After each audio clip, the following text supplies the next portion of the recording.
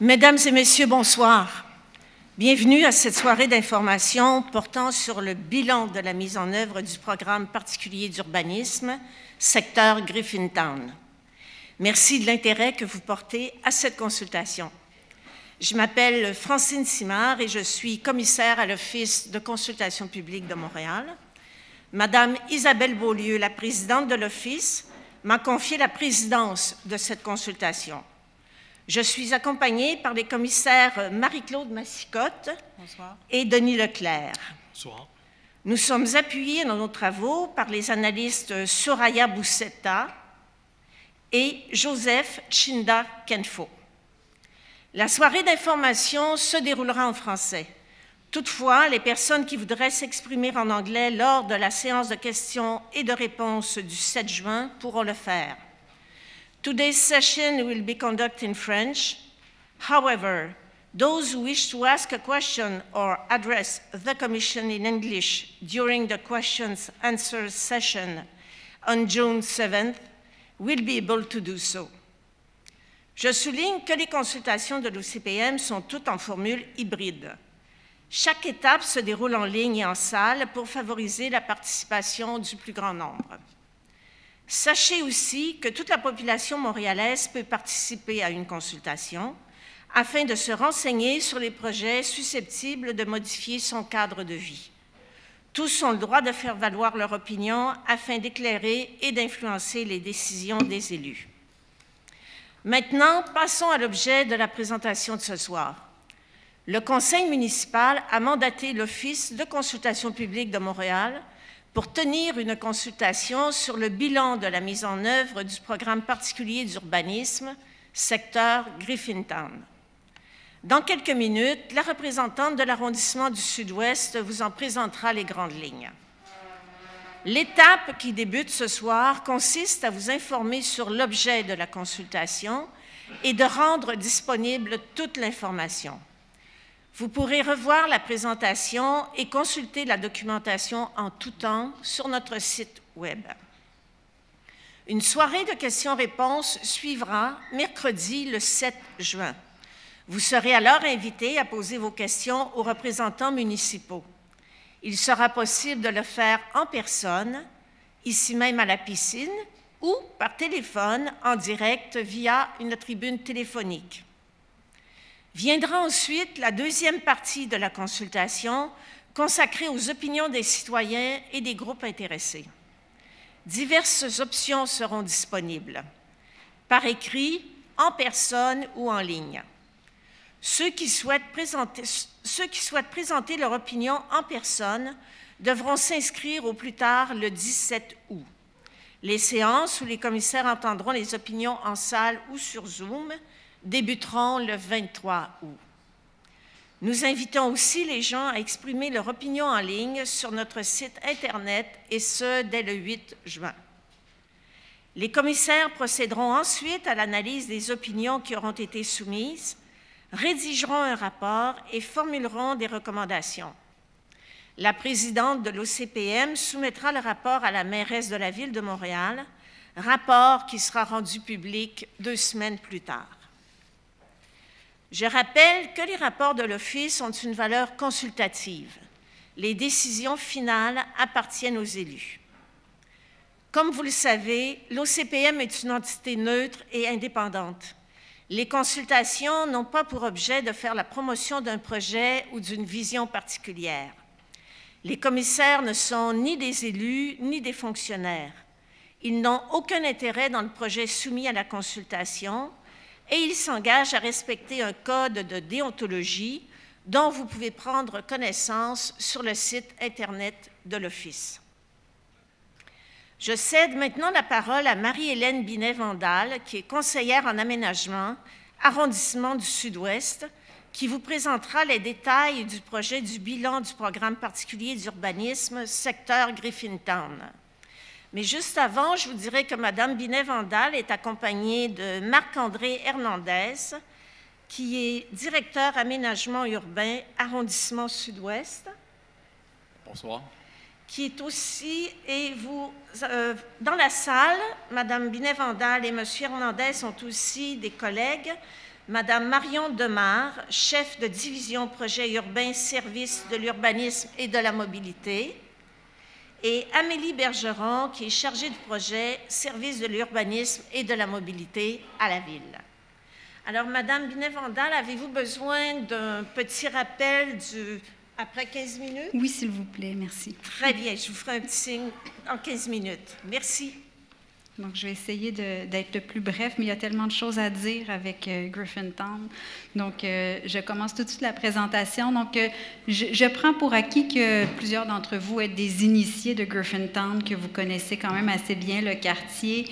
Je vous rappelle, c'est un ancien secteur industriel à distance de marche du centre-ville, qui a fait l'objet de nombreux exercices de planification au cours des dernières années. Qu'on pense au bassin du Nouveau-Havre, à l'exercice pour le PPU en 2012. Donc, il y a eu beaucoup d'actions dans le quartier au cours des dernières années. Et il s'est beaucoup transformé au cours de ces 10 années-là. On est à peu près à mi-parcours du développement. J'aimerais ça prendre le temps avec vous de se rappeler en quelques secondes qu'est-ce que c'était Montréal en 2005-2008, où il n'y avait aucune grue dans le paysage montréalais. Je pense que c'est important de revenir à cette image-là et qu'on voit qu'est-ce qui se développe, qu'est-ce qui se construit autour de nous. Donc, à l'époque, le PPU mettait de l'avant une vision innovante du développement urbain qui, on croit, nous, à la Ville, qui est toujours actuelle. Mais par contre, on se pose quand même beaucoup de questions à propos du développement immobilier, de comment ça se passe, de quels sont les projets qui résultent des encadrements réglementaires qu'on a émis. Donc, c'est pour ça qu'on souhaitait faire cette consultation avec l'Office, donc prendre une petite mini-pause dans le développement puis se re-questionner sur les approches à avoir. Je vous rappelle ici la vision du PPU adoptée en 2013. Donc, l'énoncé de vision stipulait donc à partir de la structure d'un quartier industriel hérité du 19e siècle et de l'importance conférée au domaine public, l'intention était de fabriquer un nouveau milieu de vie construit sur les valeurs du 21e siècle, un milieu de vie habité, durable et plus densément occupé. Nos objectifs avec cette consultation-là, c'est de faire rapidement le point avec vous sur l'état d'avancement de la mise en œuvre du PPU. On souhaite réaffirmer l'adhésion qu'on a par rapport à la vision d'aménagement du domaine public. Donc, cette vision-là, c'est vraiment un fondement de la mise en valeur du secteur et on y croit fermement et on souhaite maintenir cette approche-là dans le réaménagement des rues, notamment. On voudrait discuter avec vous des contraintes de développement par rapport à la forme des bâtiments. Donc, on a entendu de nombreuses critiques par rapport au développement immobilier, à la densité, aux hauteurs. Donc, on souhaite discuter avec vous de ces questions-là pour nous permettre de renouveler la vision de mise en valeur qui a été énoncée par le PPU. Donc, comment on peut faire mieux pour la suite des choses. Puis on met un peu sur la table là, quelques idées, notamment la révision des encadrements réglementaires qui définissent la forme urbaine. On ne souhaite pas nécessairement toucher aux questions de densité, mais parler de plutôt d'autres aspects, d'autres encadrements réglementaires. Puis aussi, on se questionne sur la stratégie de mise en œuvre du cadre bâti qui est mis de l'avant par le PPU. Donc, quelques petits rappels. Donc, le levier de la transformation urbaine du secteur était vraiment de valoriser l'espace public. Donc, c'est ce que la Ville a tenté de faire dans les dernières années. Ça ne va peut-être pas aussi vite qu'on l'aurait souhaité, mais les efforts sont là pour requalifier l'espace public et faire de Griffintown un tout nouveau quartier. Bien sûr, il y a toute la question du patrimoine, donc les difficultés parfois de mettre en valeur ou de conserver certains bâtiments, de comment on préserve le caractère industriel du quartier, c'est tout un défi dans le développement. On a aussi toutes les questions de mixité, donc comment on conserve cette mixité-là dans le quartier. On croit qu'on a réussi des bons coups tout en maintenant l'artère Notre-Dame comme l'artère commerciale principale du quartier, mais d'avoir des dessertes secondaires, de comment on vit la mixité à l'échelle du quartier. Donc, c'est des questions qui nous préoccupent. Souvent, face à un fort développement résidentiel, on pourrait avoir ces craintes-là que Griffintown devient un quartier trop résidentiel. Aussi de mettre la densification comme un outil au service de la qualité de vie, Puis c'est aussi sur la base de la densité permise dans le quartier qu'on a fait le calcul du financement des services publics, du réaménagement du domaine public. Donc, la Ville elle-même compte sur cette densification-là pour pouvoir répondre aux besoins de la population, réaménager les rues, puis créer les équipements qui pourront servir, qui pourront répondre aux besoins de la population. On souhaite aussi s'assurer de la création d'espaces verts pour animer le quartier, puis de faire de Griffintown aussi un modèle durable par la mise en œuvre de toutes sortes de principes d'aménagement durable, autant qu'on pousse pour les projets privés, mais aussi dans nos aménagements publics. Au niveau des aménagements des rues, donc les principes d'aménagement des rues, ça a été vraiment d'utiliser le domaine public vu la densité qu'on octroyait au quartier à l'époque. Donc, utiliser la rue comme nouvel espace de socialisation, donc d'en faire des espaces de rencontre. Aussi, on souhaite que les rues permettent de favoriser les liens entre les quartiers. Donc, comment on assure la perméabilité entre le canal et le quartier Petite-Bourgogne, notamment.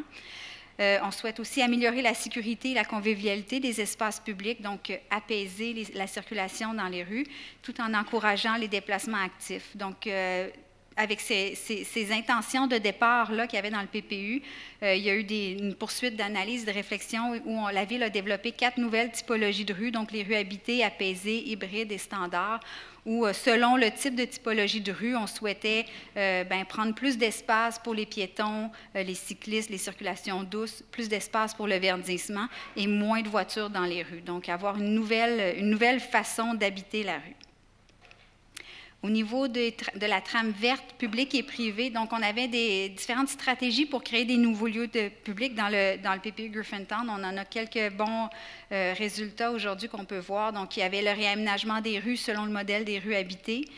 On avait aussi des acquisitions foncières aux fins de parc. Donc, il y a eu quelques terrains qui ont été achetés, 3 grands terrains, entre autres, qui ont été achetés pour fin de parc et un autre petit, il y a le Horse Palace qui a été aussi acquis. Il y a aussi toutes les négociations qu'on fait avec les promoteurs privés dans le développement de leurs projets pour l'aménagement de jardins de rue, donc des cours qui sont plus ouvertes sur le domaine public que plutôt enfermées en cœur d'îlot, ou la création de passages accessibles au public. Puis on continue ça à tout coup dans tous les projets, d'amener ces principes-là. Puis on est en discussion pour avoir des sessions pour fin de parc également, donc encore bonifier davantage cette offre-là. Donc, il y a vraiment une multiplication des opportunités pour améliorer le verdissement du quartier grâce à la mise en œuvre du PPU. Au niveau de l'avancement des travaux, donc vous avez une carte ici, je n'irai pas dans le détail, elle est dans notre document de présentation également. Donc, vous avez en tramé vert pâle versus le vert un peu plus foncé. Donc, le vert pâle, c'est les parcs qui restent à aménager dans le quartier. Pour certains, le chantier devrait commencer sous peu. Les autres, c'est les parcs qui étaient déjà existants ou qui ont été aménagés dans les dernières années, qu'on pense au parc du bassin à Gravier, la place des Arimeurs notamment. Sinon, vous avez là un camélieu de couleur pour les rues. Donc, ça représente un peu l'état d'avancement du réaménagement des rues. Donc, tout ce qui est tireté bleu, c'est des rues qui devront faire l'objet d'aménagement dans les prochaines années. Sinon, vous avez la distinction entre les rues qui ont été réaménagées, complétées, celles qui ont des aménagements cyclables avec les traits orangés. Et sinon, les tiretés bruns, où il y a des aménagements en cours. Puis aussi l'approche qu'a la Ville pour le réaménagement des rues. Donc, c'est d'y aller, souvent, on est un peu obligé d'y aller en 2 phases. Donc, faire les travaux d'infrastructure souterraines parce qu'on a des contraintes ou des engagements à respecter. Donc, on va faire la réparation, la mise à niveau des infrastructures souterraines qu'on pense égouts, aqueducs, ou l'enjeu de Griffintown aussi, c'est beaucoup l'enfouissement des fils. Donc, on a des engagements à respecter pour l'enfouissement des fils. Une fois que ça c'est fait, si les projets immobiliers limitrophes n'ont pas été encore construits, puis on sait que ça s'en vient dans les prochaines années, bien on attend, on fait du temporaire. Donc, c'est pour ça que vous voyez beaucoup de trottoirs en asphalte sur certains tronçons de rue. Donc, on attend que les développements privés se fassent, puis on revient suite à ça pour faire les aménagements finaux, où là, on va mettre les matériaux finaux, le verdissement, les plantations et tout ça. On souhaite éviter des situations comme on peut le constater un peu sur la rue des Bassins, où la rue a a été aménagé avant même les travaux, les chantiers privés. Puis on voit dans quel état est la rue aujourd'hui avec tous les chantiers qu'il y a eu de part et d'autre. Au niveau du développement immobilier, donc vous avez ici, là, comme je le disais tout à l'heure, on est à mi-parcours du développement. On est au-dessus de 9 000, je vais essayer de retrouver mes notes, je parle. 9 600 logements qui ont été construits là, depuis qu'on tient nos statistiques maison à l'arrondissement. Donc, 9 600 logements qui ont été construits. On a 2 800 logements qui sont en chantier actuellement. Donc, c'est les projets que vous voyez en lignée rouge. Ceux pour lesquels il y a un astérix, c'est des projets qui sont à l'étude, donc à différents niveaux d'avancement. Soit c'est une autorisation réglementaire ou soit c'est le permis de construction qui est à l'étude en ce moment, donc ils n'ont pas encore leur autorisation pour construire. Puis vous voyez juste un petit avertissement, cette carte-là a été faite à la fin de l'hiver. Aujourd'hui, le portrait est déjà différent parce que les choses évoluent vite dans Griffintown. Donc, il y a des projets certains projets qui ont été retirés, donc qui ne sont plus à l'étude. Donc, on vous donne la meilleure information qu'on avait au moment où ça a été produit. Vous voyez aussi, donc, il reste quand même quelques grandes propriétés là, qui pourront être développées. On voit quelques grosses taches noires dans le secteur. C'est beaucoup les propriétés industrielles qui restent. Donc, on pense à la minoterie à l'ouest, le cœur de Griffintown avec le bâtiment de Garda ou des Brasseurs de Montréal où il y a un potentiel de requalification là. Sinon, c'est l'ETS, le campus de l'ETS qui propose quand même un bon potentiel de développement avec le complexe d'art. Au niveau de la mixité, donc, on a eu différentes réflexions à l'interne sur le potentiel économique du secteur face à la prédominance du développement résidentiel. On s'est questionné, est-ce qu'on permet trop de développement résidentiel? Est-ce qu'on devrait protéger des terrains pour du développement à des fins économiques? Il y a une étude qui a été faite là, en 2019-2020 qui nous a démontré qu'il y avait quand même un potentiel de développement à des fins économiques dans le quartier. Cela dit, ce potentiel-là n'est pas tant marqué par rapport à ce qui serait souhaitable pour le quartier. Puis en même temps, nous, on regarde avec une vision plus globale aussi par rapport au quartier environnant. Donc, on se fait une idée par rapport aussi au secteur à vocation économique, par exemple, dans Pointe-Saint-Charles, où on a le Nord-de-Lec, on a le secteur Bridge-Bonaventure aussi qui est en consultation en ce moment, où on souhaite consolider un pôle économique à cet endroit-là. Donc, le rapport de Griffintown par rapport à ces autres quartiers là, où est-ce qu'on met les efforts pour développer des projets non résidentiels. Puis aussi, il faut se questionner sur quel type de mixité on souhaite. Est-ce qu'on souhaite une mixité à l'échelle du secteur ou à l'échelle des bâtiments? Ce n'est pas toujours facile d'avoir une forte mixité à l'échelle d'un bâtiment parce que, bon, c'est des constructions qui peuvent différer. Donc, on pense plus la mixité à l'échelle du secteur plutôt que du bâtiment, puis on sait qu'il reste des opportunités dans le quartier pour assurer cette mixité-là. Puis aussi, on s'assure que la mixité se fasse en complémentarité avec des activités qui sont déjà présentes.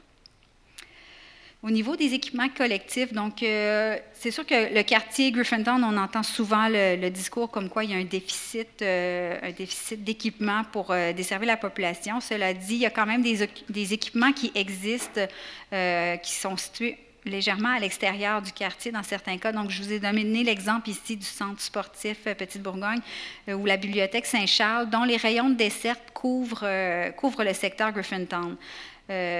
Cela dit aussi un changement de la population, donc la population est grandissante dans le quartier, il y a des nouveaux besoins qui sont exprimés. Et c'est sur la base de cette nouvelle population-là que nous, on arrive à prendre connaissance de quels sont les besoins, à quoi il faut répondre et quelle offre de service il faut développer. On voit qu'il y a un moment en ce moment qui se passe dans Griffintown où les gens commencent à se mettre ensemble, à se mettre en commun, puis à mieux exprimer les besoins. Puis nous, à partir de ça, on va arriver à faire une meilleure offre de service. Puis ce qu'on compte beaucoup dans Griffintown, c'est surtout de saisir les opportunités de mutualisation d'espace qu'on a.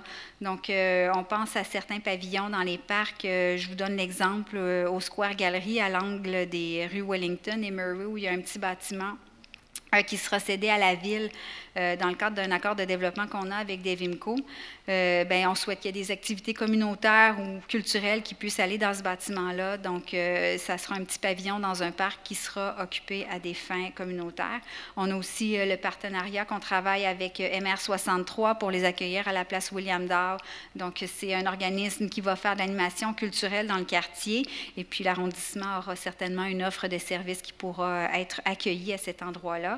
Bien sûr, il y a l'ETS qui est un partenaire non négligeable dans le quartier qui souhaite ouvrir de plus en plus ses installations au bénéfice de la communauté et éventuellement l'école primaire qui viendra s'implanter dans le quartier avec lequel on pourra partager les espaces et les équipements.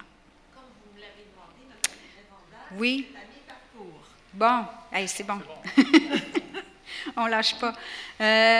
Donc, je viens de terminer la partie bilan. Comme je vous le disais, là, on souhaite mettre certains aspects du PPU à la discussion avec vous. Donc, on a fait le constat au cours des 10 dernières années qu'il y a certaines particularités qui peuvent accrocher, qui sont parfois critiquées dans le développement. Donc, c'est des questions qu'on souhaite vous poser ce soir, puis dans le cadre de cette consultation. Donc, dans tout ce qui touche à la stratégie de mise en œuvre du PPU. Donc, ça touche essentiellement l'approche par projet particulier. Et l'impact de la limite de hauteur sur la forme urbaine. Je passe rapidement, pour commencer, à vous rappeler quelques concepts de base là, en urbanisme. On a 3 grands piliers qui vont nous définir un peu comment on va faire le développement. Donc, il y a la hauteur, le taux d'implantation et la densité. Donc, la hauteur, c'est assez simple, c'est la hauteur des bâtiments en mètres ou en étages. Le taux d'implantation, c'est la superficie que le bâtiment va occuper au sol. Donc, un taux d'implantation élevé veut dire que le bâtiment va occuper une majorité du site, si ce n'est pas la totalité. Puis, la densité, bien là, ça, c'est un coefficient d'occupation du sol. Donc, dans le fond, ça détermine la superficie de plancher que peut avoir le bâtiment en fonction de la superficie du terrain. Si je vous donne l'exemple, ici, on a l'exemple d'un COS de 2 au bas de l'image. Donc, sur ce terrain-là, il est possible de construire 2 fois la superficie du terrain. Si on voulait réduire le taux d'implantation du bâtiment, on se retrouverait au lieu d'avoir 2 étages, on aurait 4 étages, puis on aurait la moitié du terrain qui serait libre. Si vous voyez ici, c'est la carte des hauteurs dans Griffintown, les bâtiments actuels. Donc, les taches les plus foncées vont être les hauteurs les plus élevées dans le quartier. Donc, on était à 70-60 mètres là, au sud de la rue Ottawa. Donc, ces hauteurs-là, c'est le reflet du PPU Peel-Wellington qui avait été adopté préalablement au PPU Griffintown, dont les hauteurs ont été retranscrites dans le PPU Griffintown. Donc, l'idée, c'était vraiment d'avoir une gradation de hauteur en partant de Petite-Bourgogne et en s'en allant vers le canal où on augmentait graduellement les hauteurs. Et même chose d'est en ouest, donc on venait s'arrimer aux hauteurs du quartier du secteur de la Stelco en s'en allant vers l'est et on augmentait graduellement les hauteurs, ce qui fait que les plus fortes hauteurs vont se retrouver ici à l'angle des rues Peel et Wellington. Même chose pour les taux d'implantation. Donc, le plus foncé, c'est les taux d'implantation les plus fortes et plus on pâlit en couleur, plus les taux d'implantation sont faibles. Donc, on voit les taches les plus foncées, bien, c'est les anciens bâtiments industriels qui ont été reconvertis ou pas, ou sinon, c'est vraiment en fonction des vocations des immeubles, comme ici, on a les superficies commerciales de moyenne intensité, donc c'est sûr que l'implantation au sol est plus forte. Les questions qu'on se pose actuellement, c'est avec les modifications réglementaires qu'il y a eu suite à l'adoption du PPU, il y a eu des augmentations de hauteur dans Ville-Marie. Donc là, on se pose la question sur comment va s'arrimer cette transition-là du centre-ville avec des augmentations de hauteur qui ont été faites, qui permettent des bâtiments de 120, en moyenne 120 mètres au nord de la rue Notre-Dame et nous, dans Griffintown, où on vient limiter ça à 25 mètres. Donc, le PPU Griffintown préconisait l'approche par PPC-moi. Donc, pour bref rappel, un projet particulier, c'est un outil d'urbanisme discrétionnaire qui nous permet, dans le fond, de négocier certains éléments pour des projets dérogatoires. On a des grands paramètres du plan d'urbanisme. Donc, le plan d'urbanisme va énoncer les paramètres de développement très larges, les hauteurs, les densités. Et ce qu'on est venu faire avec le PPU, c'est d'avoir un zonage beaucoup plus restrictif. Donc, on a mis des hauteurs beaucoup plus basses que ce qui était permis au plan d'urbanisme, ce qui forçait les promoteurs immobiliers à venir nous voir puis dire, bien moi, j'aimerais demander plus de hauteur pour mon terrain. Est-ce que c'est possible? Et là, cette zone grise-là que vous voyez ici, c'est notre levier de négociation. C'est notre prise avec les promoteurs immobiliers pour leur demander, bien oui, on est d'accord d'augmenter la hauteur à condition de. Donc, ces conditions-là, au préalable, au début du PPU, nous ont permis d'aller chercher de l'inclusion de logements sociaux, d'aller assurer certains encadrements pour le stationnement, les matières résiduelles, toutes sortes de petits aspects qui n'étaient pas prévus par la réglementation. Dans les dernières années, il y a eu beaucoup de changements réglementaires. Il y a eu l'entrée en vigueur du règlement pour une métropole mixte. Donc, ces gains-là, ces bénéfices-là, qu'on était capable d'aller chercher par les projets particuliers, on est capable d'aller les chercher autrement parce qu'ils sont requis par la réglementation maintenant. Donc, on remet en question cette approche-là par PPC Moi. Je vous ai mis ici l'exemple du projet Arbora, comment un projet particulier comme celui de Arbora nous a permis d'aller chercher des bénéfices. Bien, on a ici un exemple du jardin, de la servitude de passage qui a été exigée, du jardin qui est ouvert sur la rue Éléonore. C'est des éléments qui ont été négociés avec le promoteur pour participer au verdissement de la rue. Également, la cession d'un terrain pour fin de logements sociaux qui a été négocié dans le cadre de ce projet-là. Donc, la Ville a été capable d'aller chercher un terrain pour du logement social en contrepartie d'autoriser plus de hauteur, plus de densité, plus de logements, tel que le prévoyait le plan d'urbanisme. Donc, il y a vraiment différentes façons d'aborder les projets dans Griffintown. Vous avez ici le secteur de l'ancien PPU Wellington où la majorité des constructions ont été faites conformément au zonage. Donc, on n'avait pas de levier de négociation nécessairement outre la révision architecturale. Sinon, juste à côté, il y a le secteur des bassins du Nouveau-Havre pour lequel il y a eu un règlement spécifique qui a été adopté en 2012, qui, lui, a fait l'objet d'une consultation. Puis une fois ce règlement-là adopté, les accords de développement écrits, bien, les projets après ça faisaient simplement l'objet d'une révision architecturale.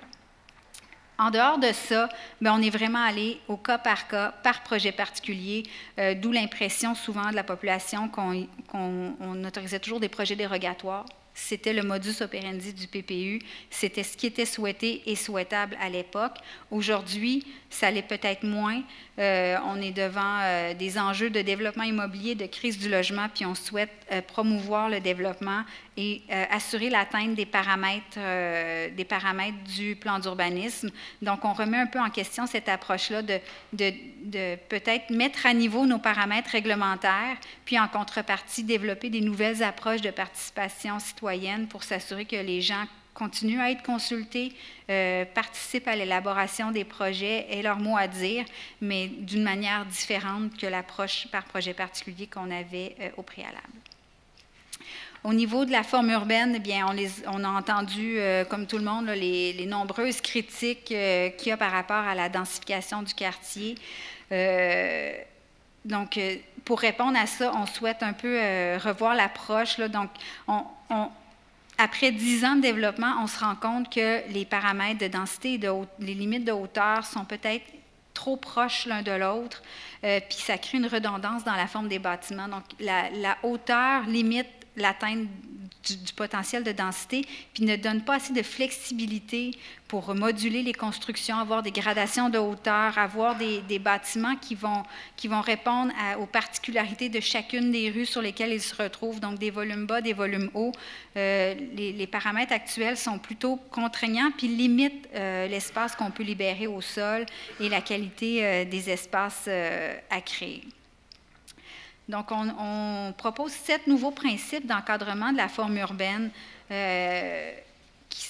qu'on souhaiterait mettre de l'avant pour s'assurer qu'avec potentiellement une augmentation de hauteur au plan d'urbanisme, on arrive à avoir des meilleures constructions qui répondent à ces préoccupations-là qui ont été énoncées dans les dernières années. Donc, on pense les principes comme la trame et la continuité. Donc, comment on arrive à mieux mettre en valeur les particularités de la trame de rue de Griffintown, là, qui crée souvent des îlots en pointe, la hiérarchie, donc comment on s'assure que le traitement des façades, l'encadrement de la rue se fait en fonction du type de rue sur lequel se trouve le bâtiment, comment les traitements de façade au rez-de-chaussée peuvent différer de ceux aux étages, comme par rapport à l'encadrement. Donc, comment on vient marquer les coins, créer certaines ouvertures, avoir des expressions particulières pour les coins. Au niveau de la gradation des hauteurs, comment, avec la modulation d'un bâtiment, on arrive à préserver des vues vers le centre-ville, vers la Mont-Royal, vers des points d'intérêt dans le quartier, créer des bâtiments repères dans le quartier. Aussi, par rapport à la diversité, donc développer des typologies, des hauteurs qui permettent de mieux comprendre quel type de fonction il y a à l'intérieur, quel type d'usage accueille ce bâtiment-là. Aussi l'importance de la porosité, donc avoir des ouvertures visuelles ou physiques qui permettent d'avoir accès au cœur des îlots et avoir des espaces libres, que ce soit au cœur des îlots, avoir les jardins de rue ouverts sur la rue, avoir des retraits de façade qui permettent de créer des parvis. Donc, c'est 7 principes qu'on souhaite mettre de l'avant pour revoir la forme urbaine puis que ça réponde mieux aux préoccupations de la population qui souhaite avoir un quartier à échelle humaine. Donc, on voit ici une petite modélisation schématique en axonométrie où on a pris la hauteur permise, puis on s'est dit, si on baisse la hauteur des bâtiments sur une rue qui a une plus petite échelle, une allée piétonne, et on reporte cette hauteur-là ailleurs sur le site, à l'angle d'une rue plus importante, quels sont les bénéfices qu'on arrive à avoir?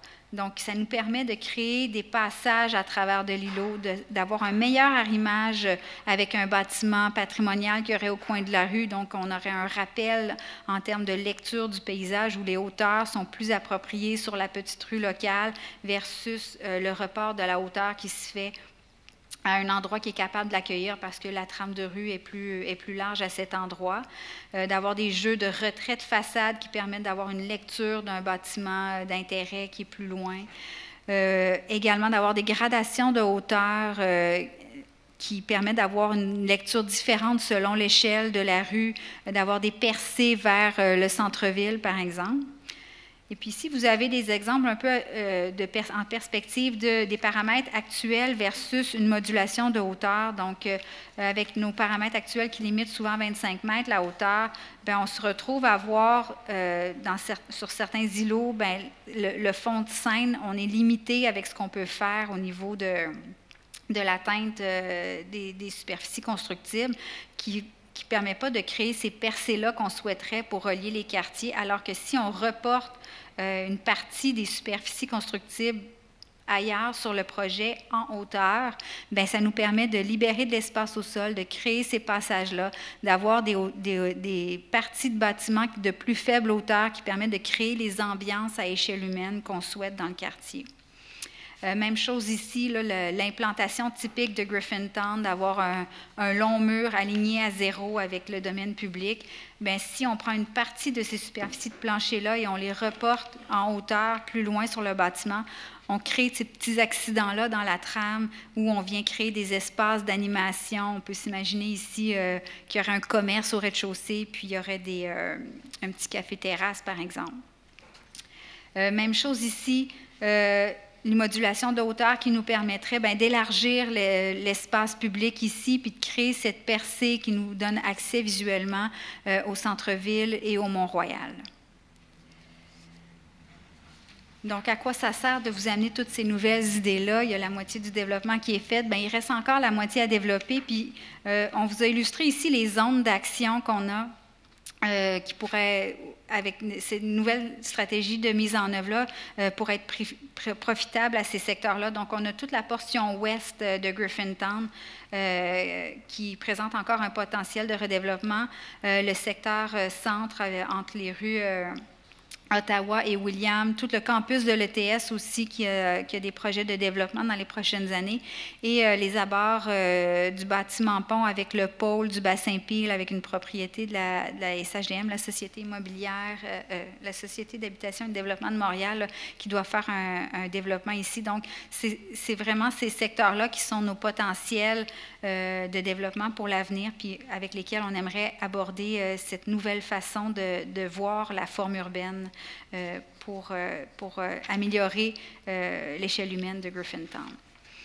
Donc, la question qu'on vous pose ce soir, à laquelle on pourra répondre dans les prochaines semaines, bien sûr, c'est comment poursuivre la création d'un nouveau milieu de vie mixte et de qualité en offrant un cadre de vie durable tout en maintenant les objectifs de densité inscrits au PPU.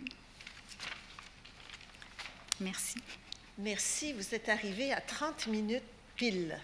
Merci. Alors, merci beaucoup, Madame Binet-Vandal.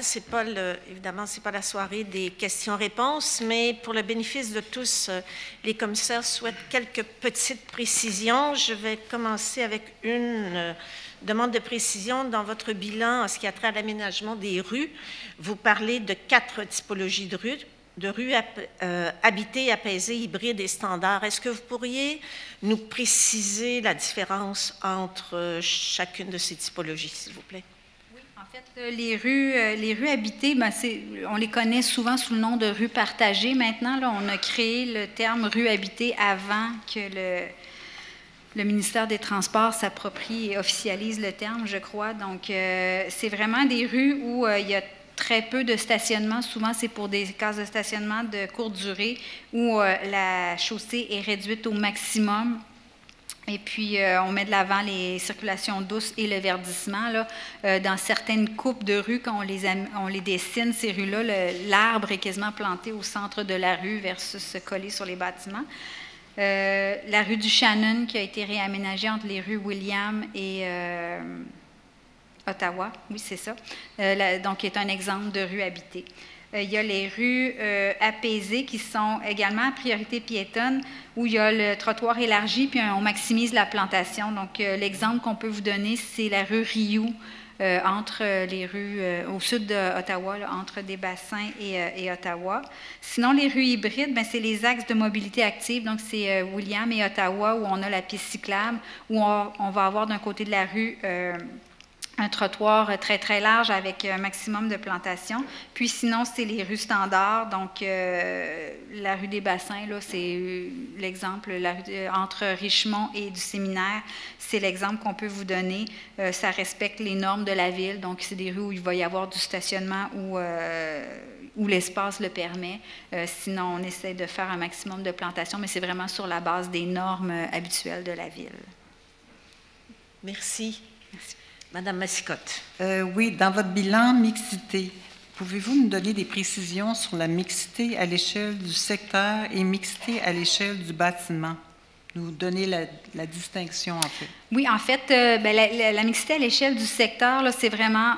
Dans Griffintown, on a l'artère commerciale principale, ça reste la rue Notre-Dame. On a des artères secondaires qui sont les rues Peel et Wellington. Puis on a des pôles commerciaux plus locaux là, à l'angle des rues des Seigneurs et William, où on souhaite avoir des plus petits pôles de desserte de proximité. Et puis sinon, j'ai pas amené mon PPU, mais sur Ottawa, il me semble qu'on en a un. Oui, sur Ottawa de la montagne, oui.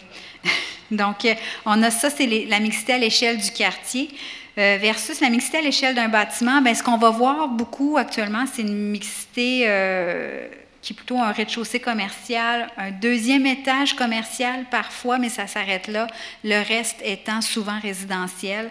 C'est très complexe pour les développeurs de faire de la mixité où on aurait la moitié des étages commerciaux ou de bureaux et le reste résidentiel. C'est des modèles de financement qui sont différents aussi, c'est des structures de bâtiments qui sont différents.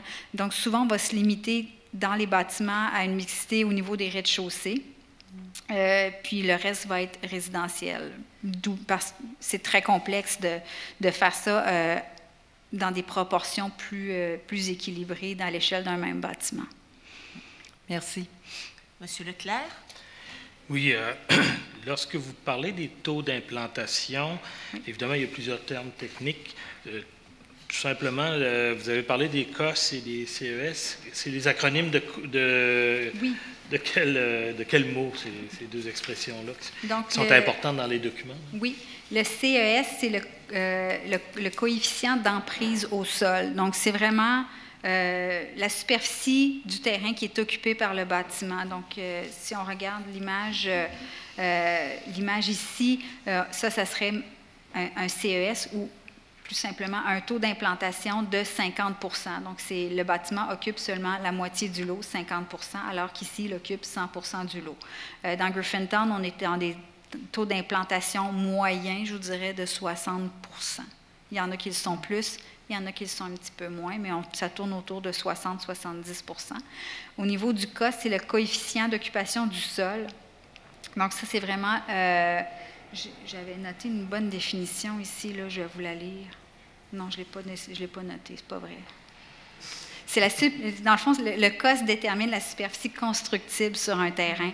Donc, si on a un COS de 2, bien, j'ai le droit de construire sur mon terrain 2 fois la superficie de mon terrain. Donc, si j'ai un terrain de 1000 m², je peux construire sur mon terrain 2000 m². Si je suis limitée dans mon taux d'implantation, bien, je ne pourrais pas faire je peux pas faire juste 2 étages. Je dois réduire mon implantation, ça veut dire que je dois reporter la densité en hauteur. D'où la question de pouvoir moduler les hauteurs davantage dans Griffintown. Merci. Alors, la présentation à laquelle vous venez d'assister, la documentation pertinente et les renseignements qui vous ont été communiqués ce soir sont disponibles sur notre site Internet. Nous espérons que cette soirée vous a permis d'en apprendre davantage sur cette consultation publique et que vous serez nombreux à y participer. Nous vous donnons rendez-vous ici même, mercredi le 7 juin, pour la soirée de questions-réponses en personne ou via la tribune téléphonique. Vous aurez l'occasion d'y poser toutes les questions sur les sujets qui vous préoccupent et qui vous intéressent. En posant vos questions lors de cette soirée, les réponses obtenues seront consignées et ainsi disponibles pour tous. Pour connaître tous les détails de cette consultation, les dates importantes pour revoir la séance de ce soir ou pour consulter les documents, visitez la page web de la consultation ou téléphonez au 514-872-3568. C'est ce qui met un terme à la soirée. Nous tenons à remercier les représentants municipaux qui y ont participé, les citoyens qui se sont déplacés et ceux qui nous ont suivis à distance. Merci beaucoup, bonne soirée, au revoir.